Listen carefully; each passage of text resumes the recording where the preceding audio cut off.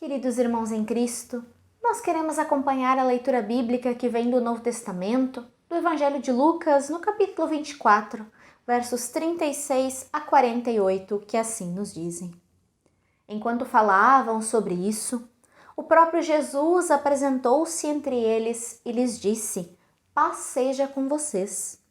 Eles ficaram assustados e com medo, pensando que estavam vendo um espírito.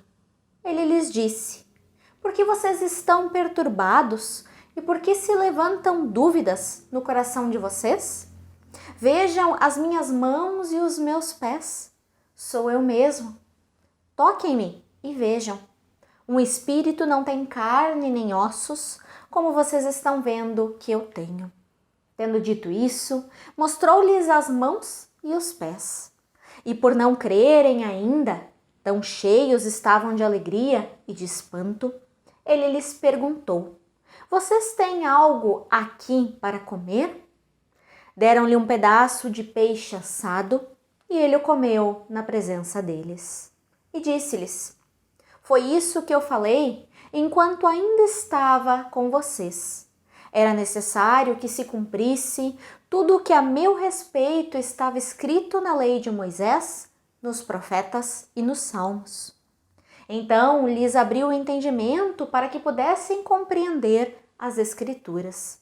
E lhes disse: "Está escrito que o Cristo haveria de sofrer e ressuscitar dos mortos no terceiro dia, e que em seu nome seria pregado o arrependimento para perdão dos pecados a todas as nações, começando por Jerusalém. Vocês são testemunhas destas coisas." Até aqui a palavra do Senhor a partir do Evangelho de Lucas. Estimados irmãos em Cristo, hoje nós ouvimos um texto muito importante para a nossa vida cristã.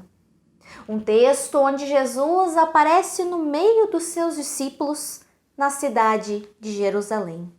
Um texto que se passa depois da sua morte e então após a sua ressurreição. O texto de Lucas ele não nos diz, mas é bem provável, como nos contam os demais evangelhos, que os discípulos de Jesus estivessem a portas e janelas trancadas. Mas por qual motivo isso acontece? Jesus é aquele que havia sido levado, sofrido e morto em uma cruz. Os discípulos, por sua vez, tinham medo de que algo acontecesse com eles, de que alguém os identificassem como seguidores de Jesus. E ali, a portas trancadas, estão eles, decidindo o que fazer, decidindo qual era o melhor caminho a seguir. E antes mesmo que estes homens que estiveram com Jesus no caminho de Emaús pudessem relatar a sua experiência, Jesus ele aparece no meio de seus discípulos ressurreto. Imaginem o espanto deles. O próprio texto nos relata que eles acharam estarem vendo um espírito. Mas quando Jesus mostrou-lhes as suas mãos e os seus pés, eles então acalmaram os seus corações. Acalmaram-se, pois viram as marcas da morte de cruz. Acalmaram-se, pois sabiam que ali estava o seu mestre.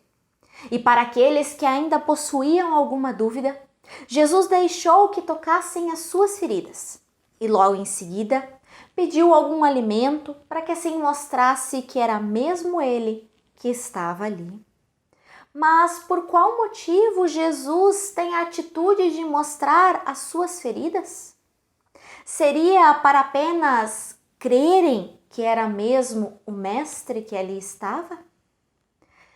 Agostinho, um dos pais da igreja, um teólogo muito conhecido, assim afirma: ele ressuscitou com as suas feridas curadas e com as suas cicatrizes mantidas.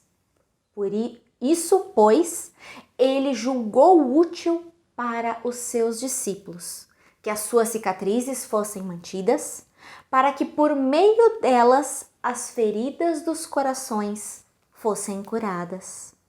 Jesus é aquele que mantém as suas cicatrizes da morte de cruz, para que os seus discípulos tivessem a chance do perdão da sua incredulidade, da sua falta de fé. Assim Jesus o fez, pois sabia que os seus discípulos não tinham entendido verdadeiramente a sua missão.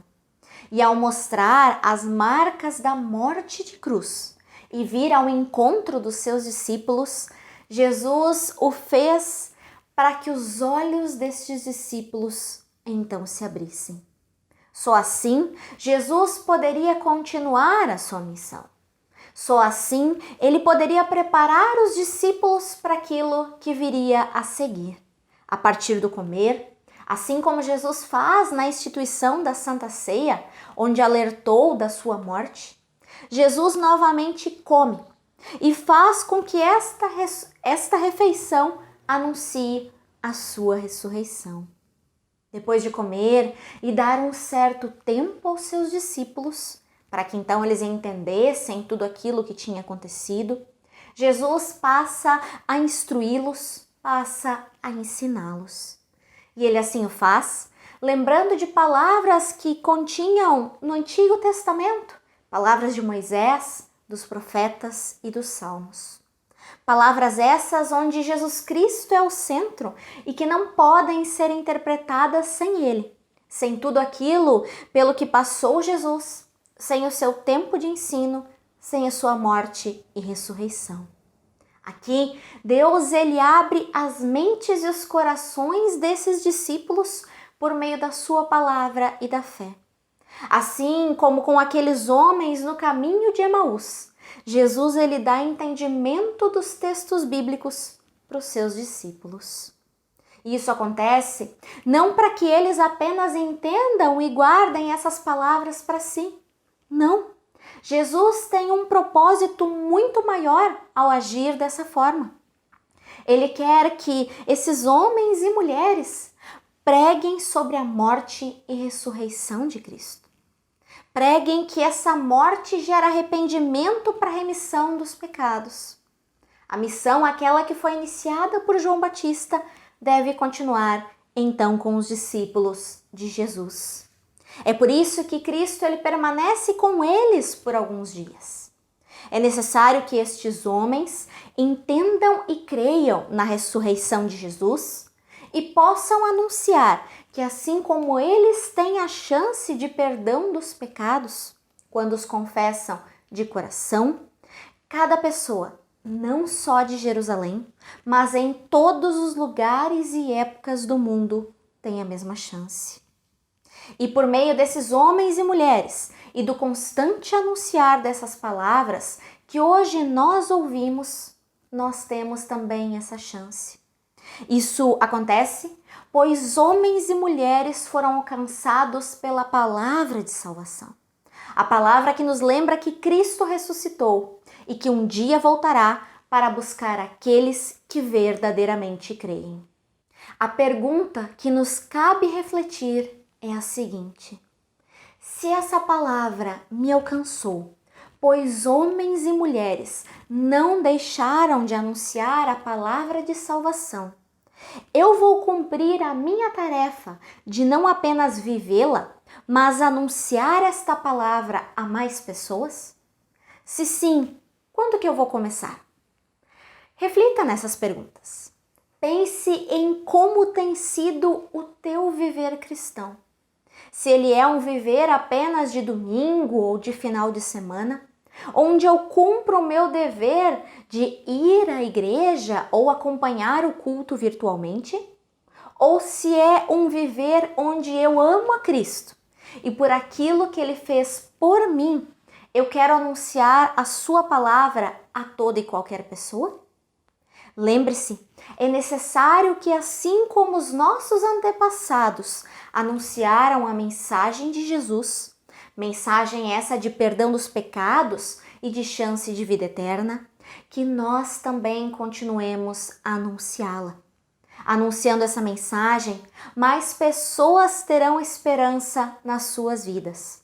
mais pessoas poderão fazer parte do corpo de Cristo e juntos anunciarmos para mais pessoas ainda a mensagem da salvação.